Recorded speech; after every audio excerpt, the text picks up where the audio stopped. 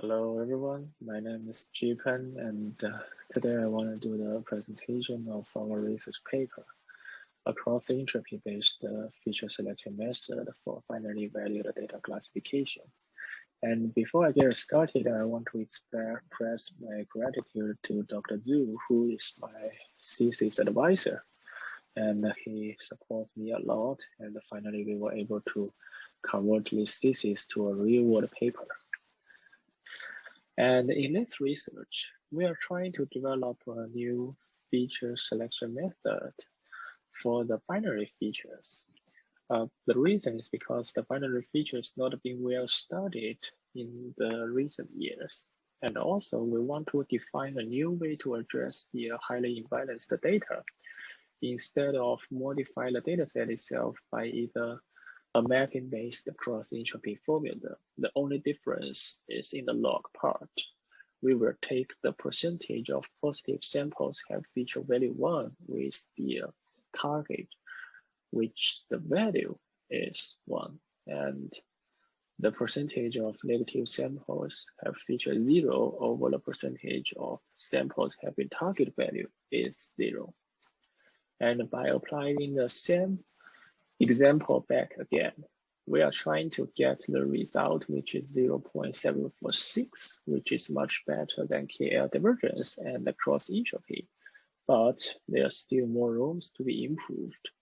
The most reason was because the data sample is pretty small, and with the larger examples, we can see the better results. And of course, we cannot apply the MCE algorithm into the feature set directly because we need to consider the joint influence between feature and feature. Therefore, we introduce the FMC selector as an entire framework. And here is the flowchart of how we select the features from a given feature set. And I will explain each steps by details. We have the 3 feature pre-processing steps, and then we will apply the MCE algorithm. And finally, we will introduce a PPS algorithm to verify the selected feature set from machine learning prediction results. And in the second step, we are trying to calculate the correlationship between each features.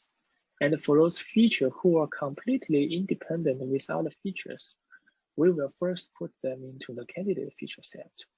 And for those feature pairs who are related, we will put them into a new feature set called a dependent feature set.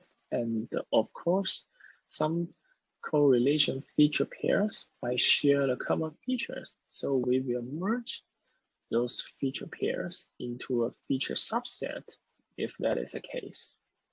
And to calculate the correlationship between each feature, we are trying to introduce the Spearman correlationship.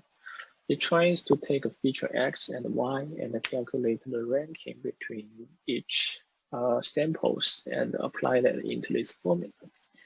Basically, they have 2 effectiveness between the feature X and Y.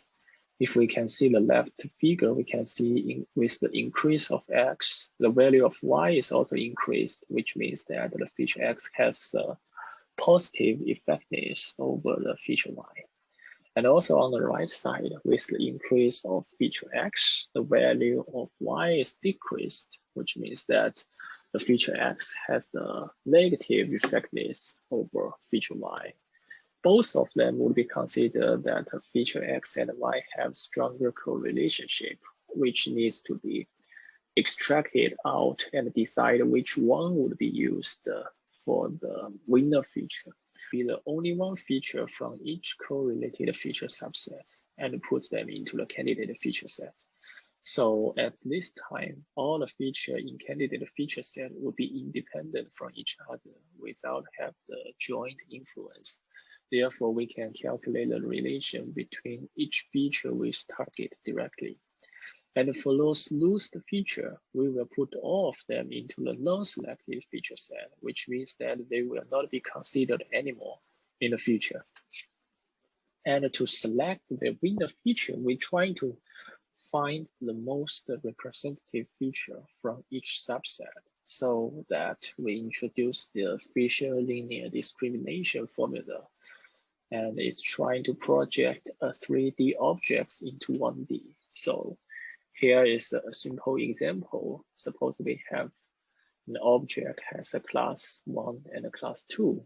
We will project that 3D into a 1D.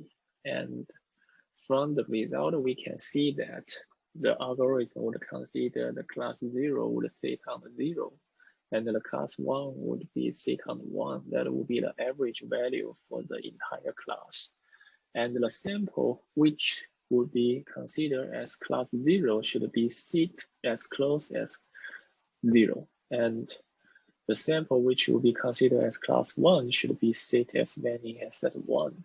And if the goal of that is to decide how easily to distinguish different classes for a given object, and if we are more easily to distinguish two features, which means that this feature is more representative. And finally, we will apply the MCE algorithm to calculate the score and put the higher score into the non-selected feature. Since it's an entropy-based formula, the lower score means that the two distributions are more similar. And then we will conduct experiments. In this research, we introduced two data sets. The left side is the theoretical data set from the University of Nebraska Medical Center. And the data on the right side, called the KDD Cup 99, is one of the classic data sets from cargos. And both of them are highly imbalanced. Of course, the result will be converted into the confusion matrix, which is a standard way to evaluate the machine learning performance results. And in this case, we introduced the PPS score, which stands for positive case prediction results. The main reason is because the traditional evaluation score will count the performance of finding negative cases with positive cases. And since our data is highly imbalanced, we can measure that they would generate a really good result for finding negative cases, but of course cannot be doing well for positive cases. So in this case, we try to fully focus on finding the positive cases. We are taking the true positive rate as the major score and the false positive rate as a penalty. And by using TPL subtract the FPR, we're trying to generate the PPS score. And this is the experiment result from the theoretical data sets. We are trying to make the comparison between the candidate feature sets with the non-selected feature sets by applying the three machine learning algorithm on the three-test split strategy.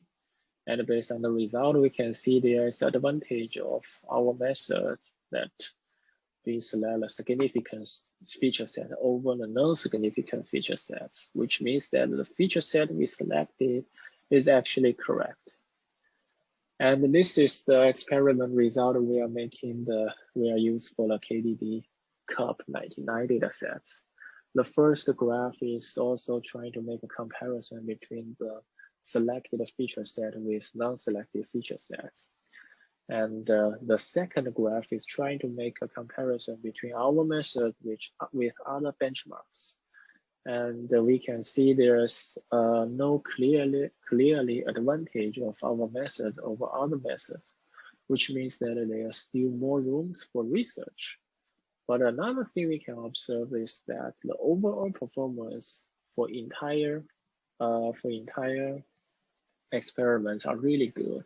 It's near like 1%, nearly 1 in the graph, which means that the data set is also really good. And